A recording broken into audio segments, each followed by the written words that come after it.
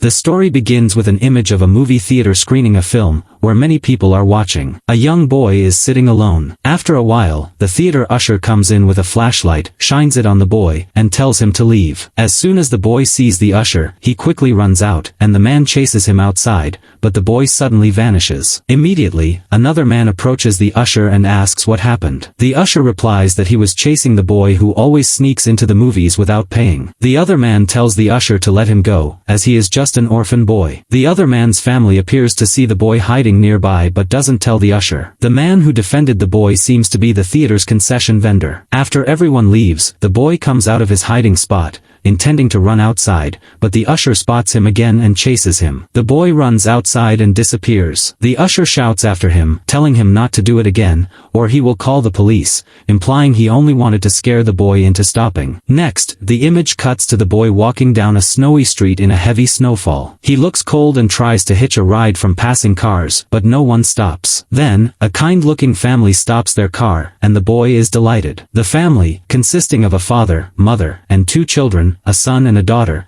is kind and asks if the boy is alright, seeing him walking in the snow. Feeling pity, they invite him to ride with them, saying they will take him home so his parents don't worry. The boy says he can be dropped off anywhere, just not in this area. The family says they are leaving Derry and heading to Portland. Initially, the family seems good and polite, but soon, their expressions become strangely fixed. The son starts spelling words. The older daughter then takes a box, opens it, and there seems to be a reddish liquid inside. She smears her hand in it and moves it toward the boy who just got in the car. Her younger brother misspells a word, and she turns to scold him with a strange look in her eyes. Soon, the whole family begins to laugh loudly and strangely. The boy looks outside and sees a sign indicating they are still in the Derry area. As the family's behavior grows strange and frightening, the boy tries to get out of the car. The family ignores him. The boy then struggles to make the father stop the car until he accidentally hits the heavily pregnant mother's stomach, causing her to scream in pain. The family continues to act strangely and frighteningly. The mother then gives birth, and a terrifying, 2-headed, winged baby creature emerges, crashing against the car windows. The boy covers his face in fear. The family then stops speaking entirely and turns to look at him in a frightening manner. The 2-headed, winged infant charges at him and breaks the car window. The image cuts to 4 months later, in April 1962. A boy is on a rooftop, watching airplanes, and trying to copy and note down the names of the planes flying by. He checks his watch and hurries off. The scene then shows a plane landing, and soldiers descending. 2 soldiers discuss how lucky they are to have made it safely from Korea. They meet their commander. The 2 soldiers, named Hanlon and Russo, go to speak with Colonel Fuller. The image cuts to a school. A beautiful girl, Lily, walks to her locker. When she opens it, a jar of pickles falls out. Someone has played a prank on her. Her friend approaches, asks what happened, and says someone must be trying to hurt her. Lily says it's okay. They walk to class together. The image cuts to 2 boys opening their desks to get school supplies. One is the boy we saw on the rooftop watching and noting the planes. He is trying to talk to his friend, Teddy, about airplanes. The image cuts to the U.S. Air Force Command. Hanlon and Russo drive in and get out of the car to meet with the airmen maintaining the fighter jets. The commander also arrives. Seeing that the airmen show disrespect to Hanlon and Russo, the commander calls Hanlon aside to speak with him,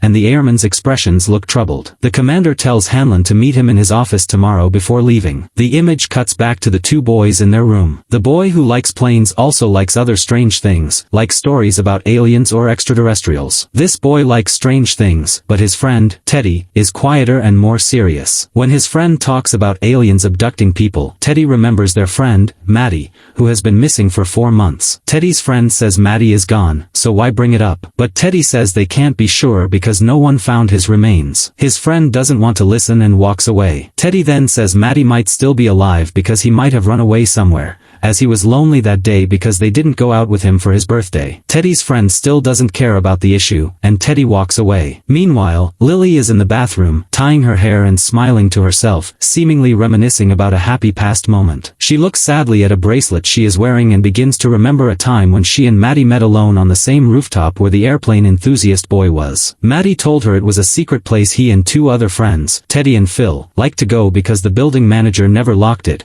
allowing them to use the rooftop as as their gathering and hangout spot. Lily looks at the beautiful view from the rooftop. They share a chocolate bar, which had prize pictures inside. Lily gets a rocket picture, and Maddie gets a turtle. Lily says she doesn't like the rocket, so Maddie agrees to trade, believing the turtle is good luck, and gives it to her. Maddie asks Lily not to tell his friends, Teddy and Phil, that he brought her there, as they had a rule to get everyone's permission before bringing anyone else. Maddie then asks about her father's problem. Lily's expression becomes strained. Maddie apologizes, saying he shouldn't have brought it up, but Lily says it's fine. She recounts that one time when she visited her father at the factory where he worked, they were about to leave, and she realized she forgot her toy inside. Her father went back in to get it, but the toy fell into a machine, causing it to malfunction and resulting in her father's passing. Just then, fireworks go off, interrupting her sadness, and they watch the beautiful fireworks display from the rooftop. Maddie wishes Lily a happy new year. They stare at each other, and Maddie closes his eyes and leans in to kiss Lily, but she pulls away. Maddie is disappointed and says he is sorry, knowing it was foolish. Lily says it's okay, but Maddie quickly gathers his things and leaves, even though Lily tries to stop him. After reflecting on the time with Maddie before he disappeared, Lily's mother opens the bathroom door and tells her to prepare her clothes for tomorrow morning,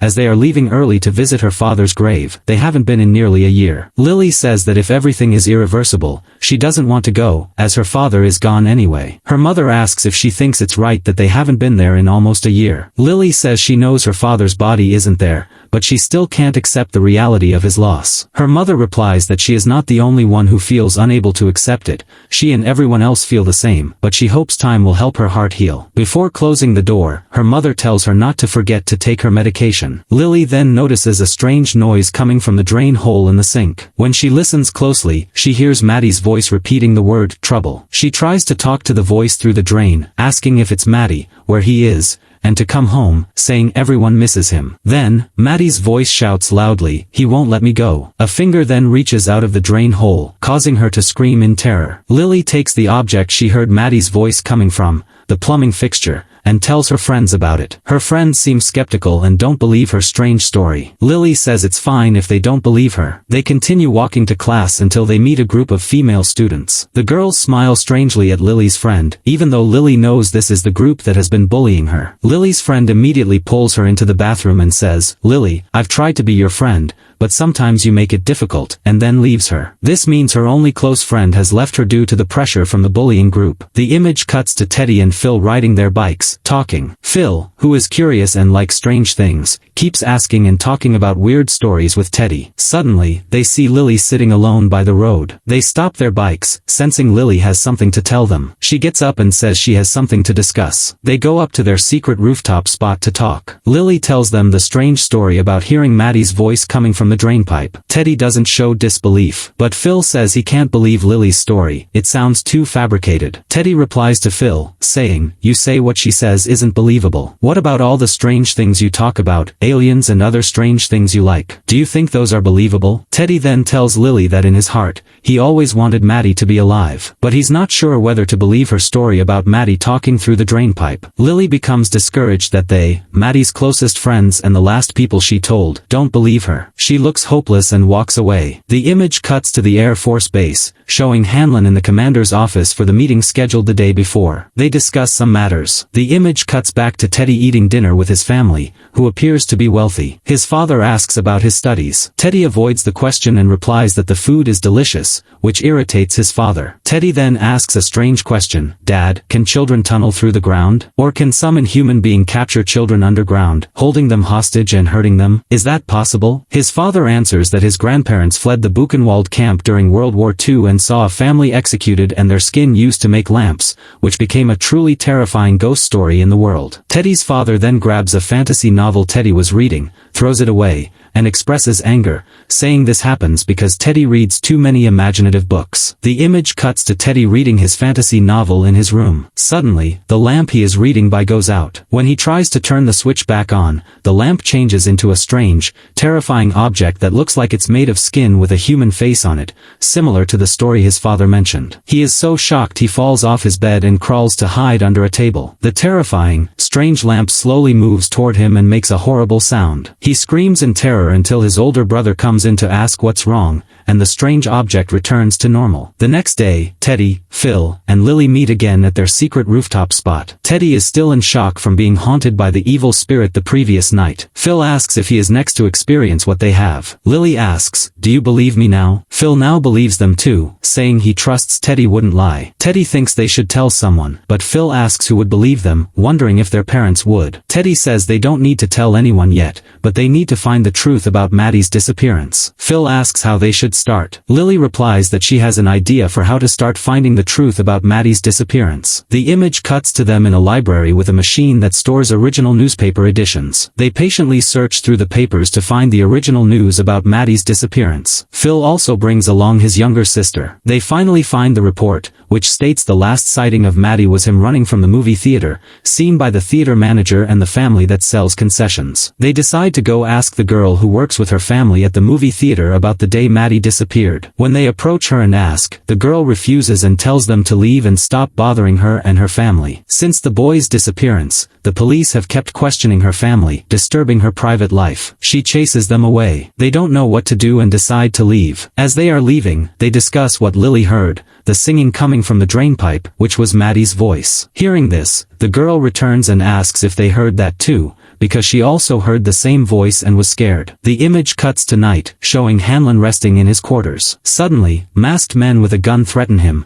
demanding he reveal the secret about the fighter jet the commander is hiding and everything else to them. Hanlon refuses to reveal anything, even if it costs him his life. Immediately, his friend Russo rushes in, and the group, afraid of being exposed, retreats. The image cuts back to the 5 children on bikes, following the girl, Ronnie, to the movie theater to watch the film Maddie snuck in to see the day he disappeared. The girl says that the film contains the song Maddie was singing from the drainpipe, the same song Lily and she heard, which is why she brought them here to watch it. As the girl starts the projection, the 4 of them watch the film normally. They hear the characters in the film sing the same song Lily heard, which surprises her. Then, they are suddenly shocked to see Maddie standing with the characters in the film. It is unbelievable. They try to shout to Maddie, "Do you see us?" He gestures in the film as if he sees them and starts saying their names, meaning Maddie can see them too. Lily tells Maddie to come out, and they will help him leave. But he says no, you can't help me. Maddie blames Lily, saying, "You are the reason I'm stuck here. You are all liars for not coming to see me." Maddie is seen carrying a baby, which he then tosses out of the screen. It is the same terrifying, two-headed, winged baby creature. It emerges and scares them all greatly. It begins to transform into a large size and attacks them one by one in the theater. The girl who brought them to the theater quickly climbs down from the projector area to help them,